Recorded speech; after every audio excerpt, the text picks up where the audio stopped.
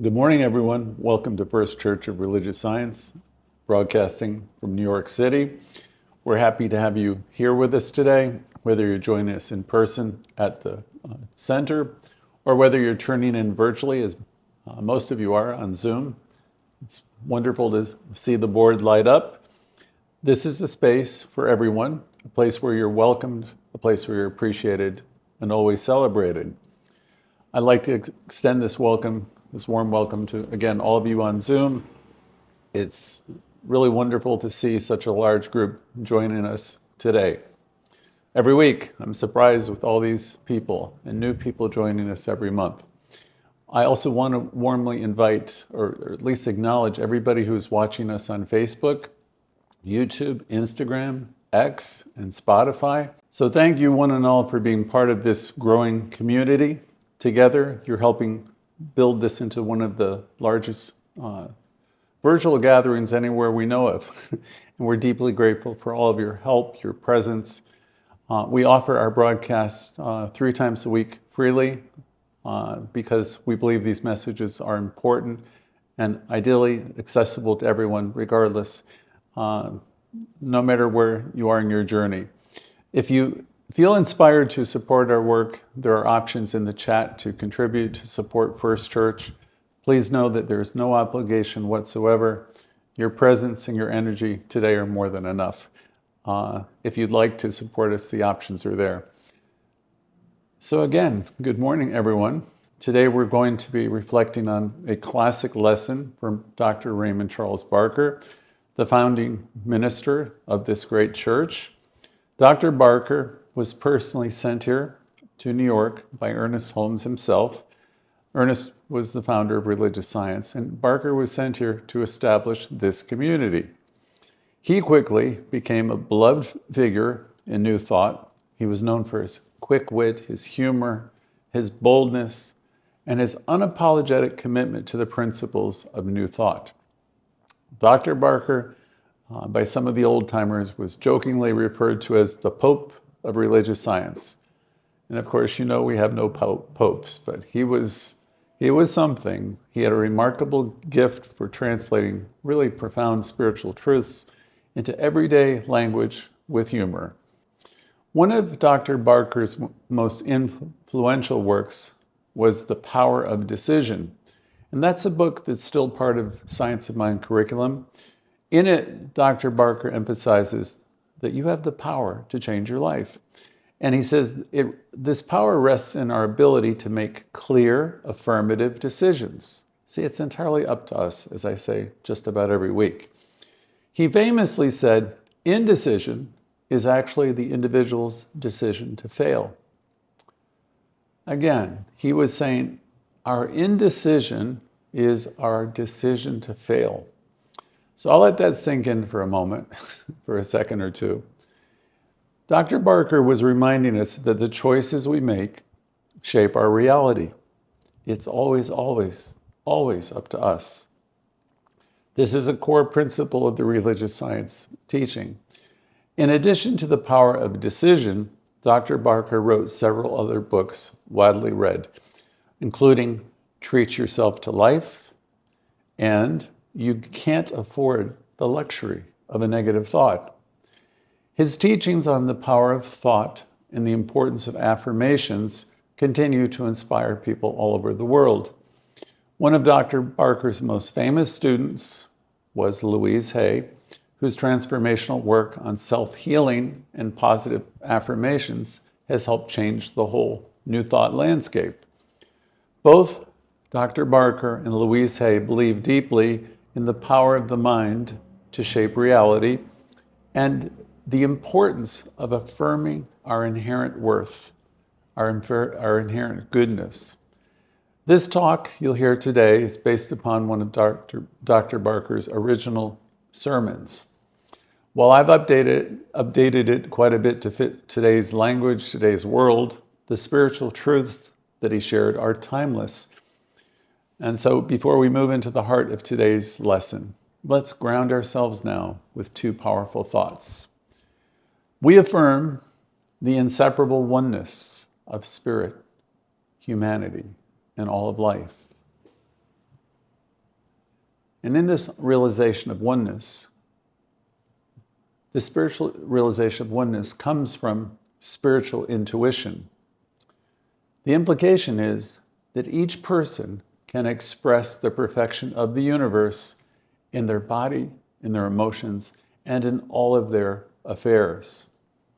So he's saying, every one of us are an inlet and outlet of this divine action, and each of us can express the perfection of the universe in our body, our emotions, and all of our affairs. We affirm that the divine nature expressing itself through humanity manifests as health, abundance, wisdom, love, life, truth, power, beauty, peace, and joy. That's a lot to say. We affirm that the divine nature expressing itself through humanity manifests itself again as health, abundance, wisdom, love, life, truth, power, peace, beauty, and joy. Let these affirmations guide us today as we explore the message. The message is entitled, What's Right With You?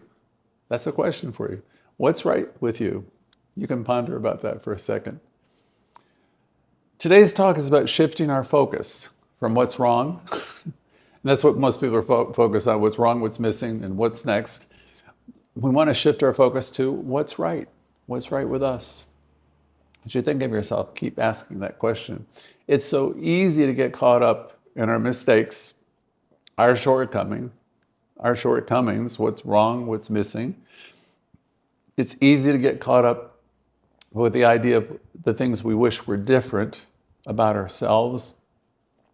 But how often do we take the time to truly appreciate what's already good within us, what's already good about us?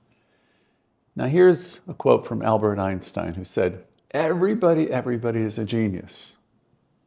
There you go. Do you think of yourself as a genius? You are. You're a spiritual genius. You're one with the one. So Einstein had it when he said, everybody is a genius. But if you judge a fish by its ability to climb a tree, it will live its whole life believing it is stupid. That was Einstein also. So everybody's a genius. How often have you judged yourself by a standard that was never meant for you? A standard that was probably passed on to you from your family, well-intentioned, most likely, but you're judging yourself by standards that maybe came from your great-grandparents or somewhere down the line, and you're still judging yourself. And some of us are still criticizing ourselves the same way all these years later.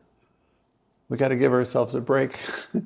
How many times have you overlooked your unique, and I might add beautiful gifts, because you've been focusing on what's wrong with you, or what's missing? It's an important question. How many times have you overlooked your unique, in my addition to Barker's words, your unique and your beautiful gifts, because you're focused on all these other things? Let's start asking some empowering questions today. Ask yourself, what's right with me? What's right with me right now? What strengths do I naturally bring to my relationships? I know you have them. I know that about many of you.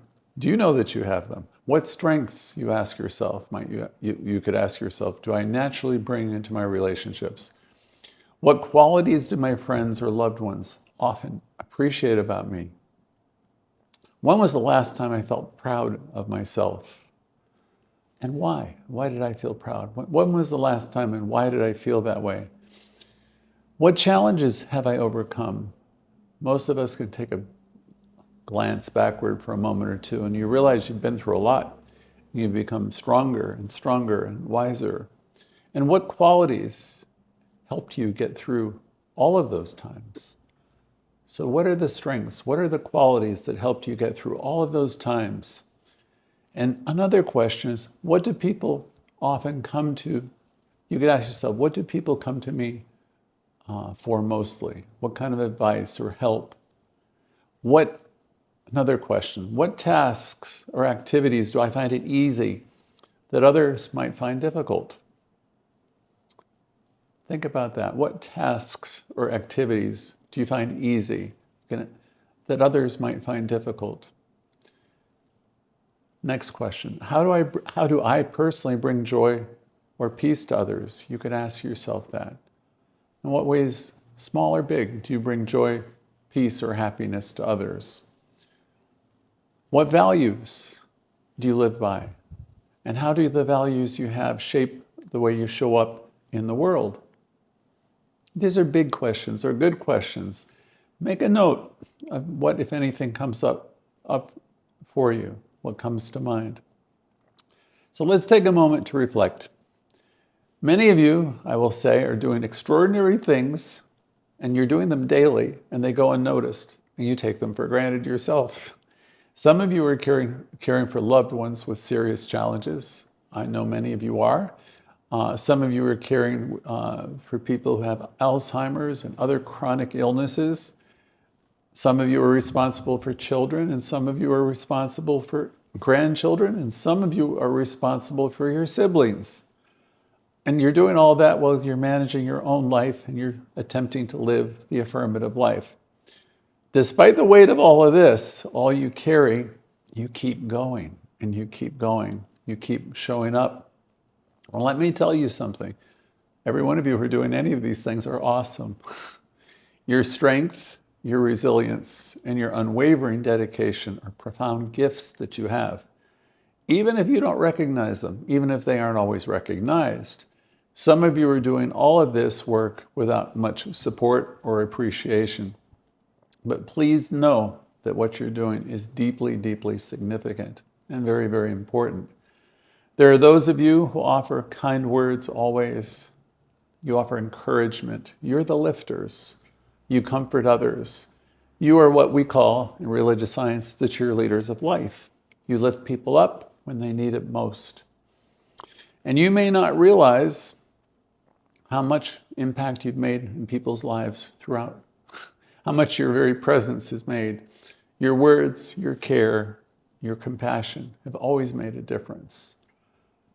Even when you think you're just being a good person or just being kind. So let's talk about examples of what's right with you a little bit more. I want to give you a little bit of story. There was a young man who spent most of his life thinking he was not too great. He thought he was kind of mediocre. He wasn't close to being top of his class. He wasn't even halfway up the top. He didn't have a high-paying job, and he often struggled with everything, mostly with self-doubt.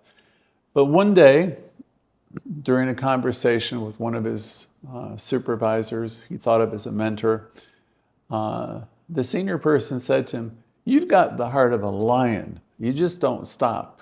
Because the guy was methodical, just keep working. And the supervisor said to him, "You've been knocked down so many times, but you just never give up, Tommy." Well, at first, the young man didn't believe it, but as he started to reflect a bit on his life after hearing that, he realized something. He realized he had faced so many challenges in his family and through his whole life. And through every one, he always somehow found the way to keep going. He had resilience, and he started to realize it. And he never realized it as a strength. But he had this great strength. And once he began to recognize he had this strength, his entire outlook started to change. He understood that persistence was a gift. And that was a gift, his gift, that he had carried through the toughest of times. So here's the question for all of us today. What is your unique strength? I know many of you have been there through hell and high water for people. Or as today's talk would ask you, what's right with you? What's right with you? What's your unique strength? Or what are your unique gifts and strengths? Think about the things that you do somewhat naturally. The things that you might, or matter of fact, you dismiss them. You don't even realize them as being strengths. Today, I want you to realize them. Because some of you are caring for loved ones with all these conditions I mentioned before. Some of you are doing all of this while you have medical conditions of your own. And I want you to know, I know you're amazing. I've been listening, I've been watching for several years. I hope, my gift, my wish is I hope you all realize that you're amazing as well. You may be supporting children, you may be supporting grandchildren, siblings, I said it before. You're dealing with overwhelming demands in your daily living. It's difficult sometimes, and it can feel thankless, but you keep doing it. And so, namaste, I see you. Now I'd like you to ask yourself, how many times have I been there for someone in need? How many times have I been there for people in need, even when it was so difficult? And next question, how often have I offered my love and care, not because it was easy, but because it was necessary? Next question, what do I do naturally that makes a positive impact on those around me? Remember, what comes easily for you may be exactly what makes you extraordinary. What comes easily for you might be the very thing that makes you extraordinary. You are someone who uplifts. If you're practicing this teaching all the time or as often as you can, you are someone who uplifts. You're someone who encourages and strengthens those around you. And that is a gift, definitely worth celebrating. You're doing the work of love. You're doing important work.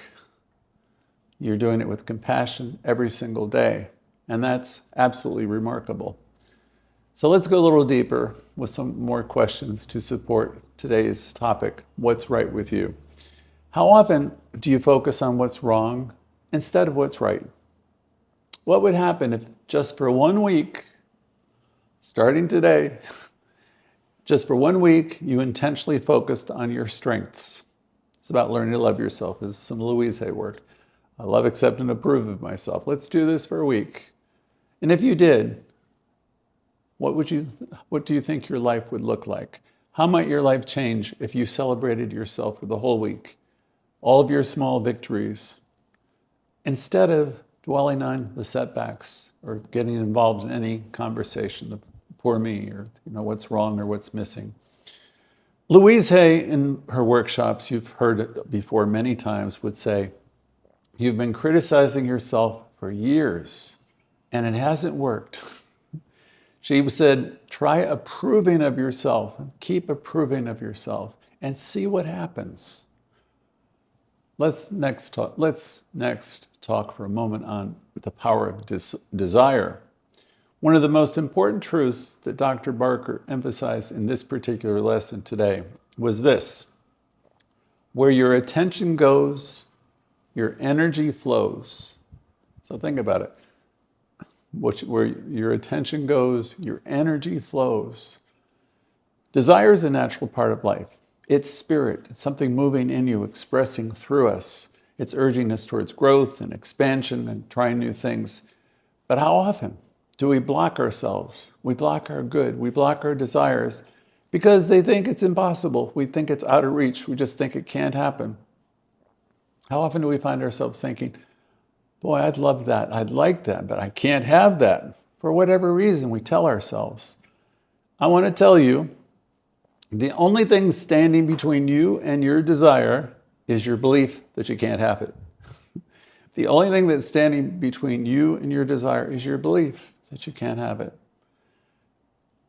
Barker, in his wonderful lesson, said, Spirit doesn't plant desires in your heart without also providing a way for you to fulfill them. It's a wonderful line. Again, Spirit doesn't plant desires in your heart without also providing the way to fulfill them. So it is, right? Joseph Campbell said it beautifully. Follow your bliss, and the universe will open doors where there were only walls before. I repeat, follow your bliss. Follow that which makes you happy, that which brings you joy, and the universe will open doors where there were only walls before. Wonderful. So what do you really desire right now? Is it a little more love, a new career, an improvement in relationship, better health, more peace? Whatever it is, the universe is ready to support you in manifesting it.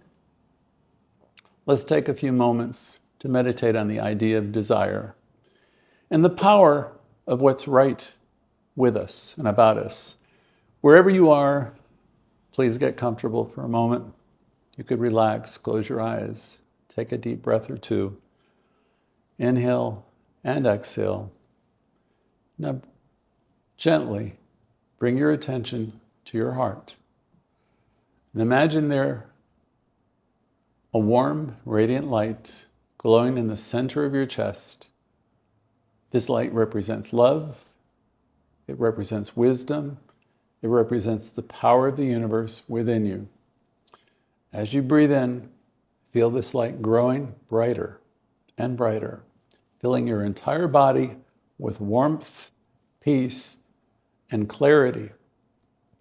Now silently repeat these words to yourself. I am enough, I am enough, I am worthy. The light of spirit shines through me. It's shining through me, filling me with love, wisdom, and peace. I am whole, I am valuable. I am an expression of the divine.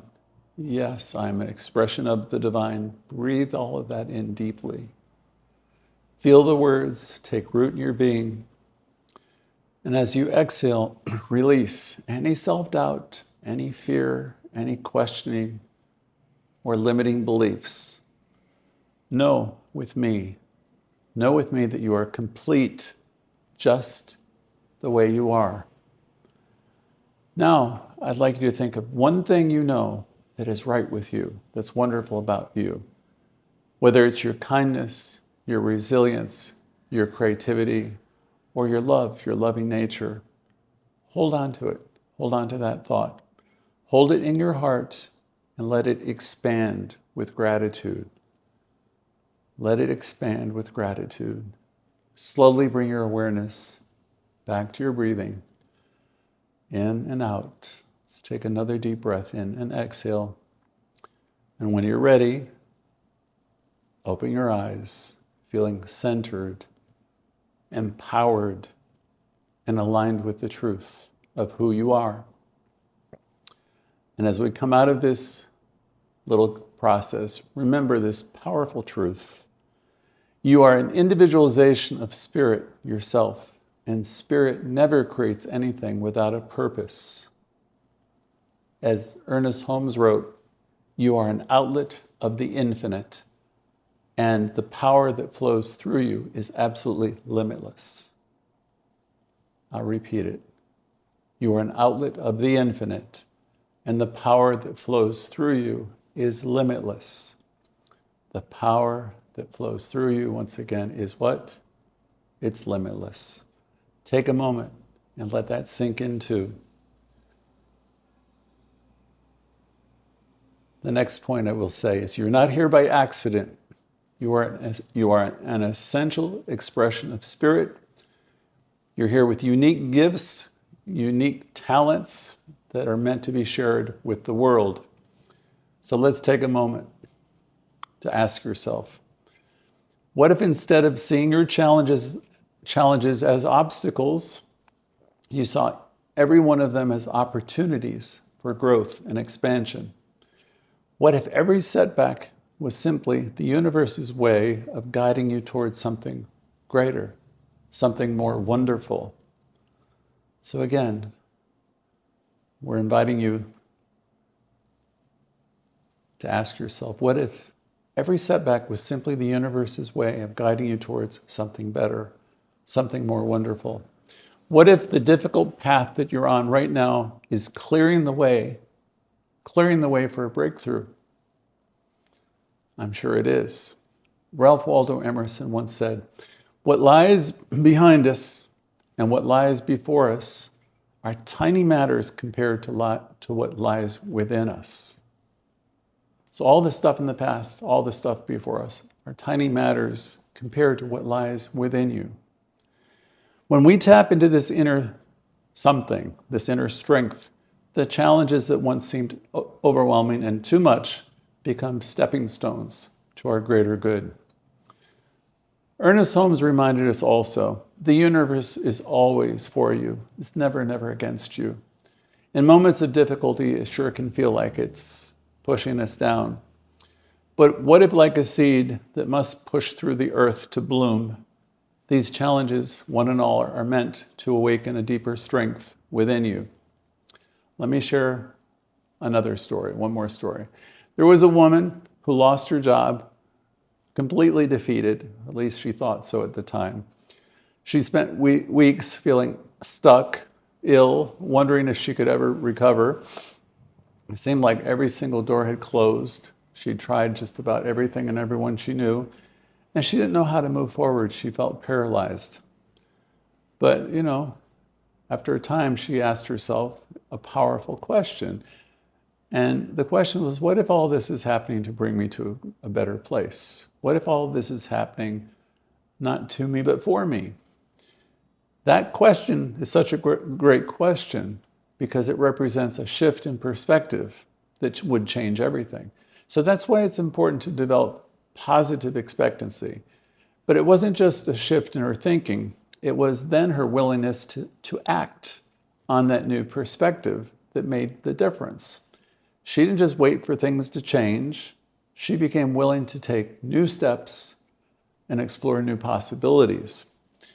Willingness, as many of you have heard in other places, is the key that opens the door. It's the key that opens every door. It's the spark that allows transformation to take root. Without that willingness to see things differently and to act differently and to move forward, nothing can truly change. She began to explore her true passions, her true desires, and then she became willing to take action. Within a few months, she found a new job that paid more, that was more in alignment with her purpose. The loss of her previous job, which was so devastating, which felt like an ending, became the doorway to something far, far better, far greater. The power of perspective is key here, but perspective alone is not enough. It's the willingness to follow through. It's the willingness to stay at it, to stay the course, day by day, that brings transformation. That's one of the reasons I always encourage people to keep tuning in, every Thursday, every Sunday, whenever you can, or listening to the lessons, because we need to keep reminding ourselves. It's not a one-time thing. Stay in the conversation. So in this story, it was her willingness to follow through, that day by day, step by step. And that's what will bring a complete turnaround. As the saying goes, nothing changes if nothing changes.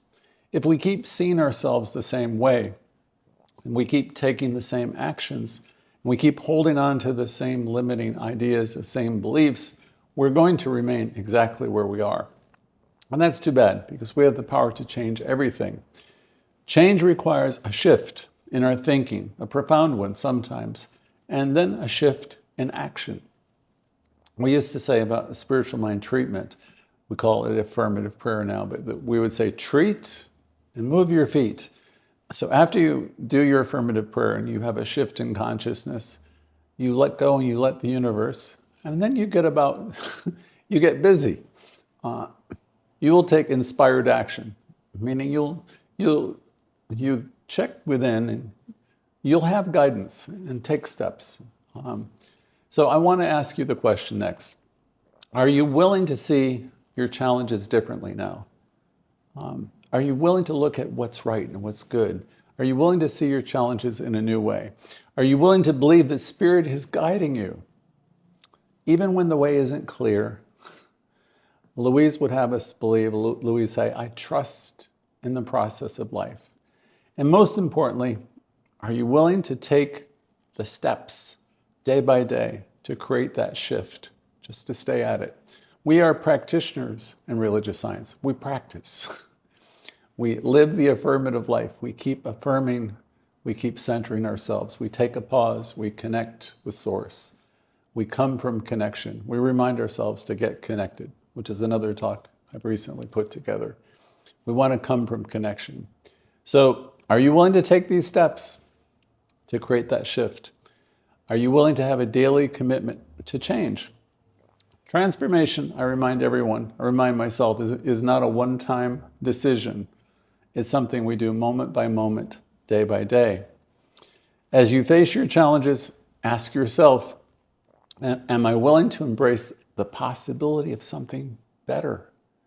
So you're facing something you don't like, and you can ask yourself, am I willing to embrace the possibility of something better? As you're letting go of something, am I willing to embrace that there might be something better for me here? Something greater. Sometimes it takes a lot of courage just to keep going, to keep that positive mentality. But it's that daily willingness, that practice, that leads to the demonstration, and it also leads to greater and lasting growth. Ernest Holmes said, "To live a life of power, we must be willing to continuously look beyond what we think we know." That's a great line. To live a life of power, we must be willing to continuously look beyond what we think we know. That means not only changing how we think, but it also means having the willingness to take the actions that align with our new vision, the new vision we have for ourselves or of ourselves. So as we think about affirming our strengths and our connection with Spirit, I'm going to go to Holmes once more, where he said, "The thought that you think is the most powerful force in the universe." Again, the thought that you think is the most powerful force in the universe. When you align yourself, your thoughts with truth, with this kind of understanding that you're one with the One, then you realize that you are powerful beyond measure. And when you have this understanding that you're one with the One, you're going to reflect all of that back into your life. So let's begin. Let's affirm together. I am an individual expression of Spirit and power. I'm an individual expression of Spirit and power in the universe, and it flows through me. Every challenge I face is an opportunity for growth. I embrace my path with confidence and trust. I know that I'm supported by the infinite, and I rise to meet my greatest potential. And as we move forward today, I encourage you to shift your perspective on the challenges you face. Look within and know that you're supplied and supported. Know that you're already equipped with everything you need to rise above, to get through, because Spirit is flowing through you now, limitless, boundless, and full of possibility. Dr. Holmes reminds us, life is not something to be endured. It is to be lived in joy. It's to be lived in fullness without limit. Remember, what's right with you is not just your strengths. It's also your ability to meet every challenge with the full force of Spirit behind you. So let's affirm this together. I'm one with the infinite power of the universe. I trust in my ability to create a life of joy, abundance, and peace. I release any thought of lack or limitation, and I open myself up now to the infinite possibilities available to me. So as we go out into the world this week, remember, the universe supports us. Remember that you're not defined by what's wrong with you, but by what's right with you and about you. Focus on that. Watch how your life will transform. So as we turn the cameras over to you, I invite everyone to share their thoughts on today's lesson. What's right with you? Take a moment, just a moment to reflect. And if you feel called, I would be loved to hear what your strengths are, what qualities or gifts, or what came up for you in the lesson, what you've identified within yourself today. Could be something you just realized today, or it could be something you've always known. Now's your time to share. I'd love to hear from everyone who's new. I'd love to hear from everyone. We have a moment or two for anyone who would like to share. So thank you for being with us today. And so it is.